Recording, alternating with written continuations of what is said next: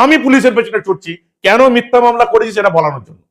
ভাবুন একবার, এই তো রাজ্যের অবস্থা। সেখানে বিচারপতি তীর্থঙ্কর ঘোষ বলছেন যে পুলিশ অফিসার টাকা চান তার কিভাবে তদন্তের দায়িত্ব থাকবে, তাকে কিভাবে দেখানোর দায়িত্বে রাখা হয়েছে।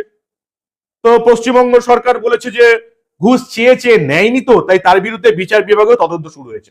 বিচারপতি তীর্থঙ্কর ঘোষ জিজ্ঞাসা করলেন, সাসপেন্ড করা হবে না? ঘুষ চেয়েছে, সাসপেন্ড করা হবে না? বিচারপতিদের এটা বোঝা উচিত, এই রাজ্যে যারা ঘুষ চাইবে তাদেরই সবচেয়ে বেশি দাম আছে।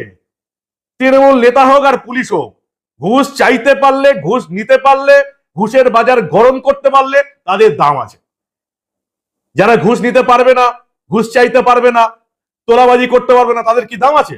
এই যে তৃণমূলের আমলে যারা অরিজিনালি সিপিএম এর বিরুদ্ধে লড়ে এলো, এত মার খেয়ে এলো, পরিবারের ক্ষতি হলো, নিজের ক্ষতি হলো, তাদের কি হয়েছে? তাদের মধ্যে যারা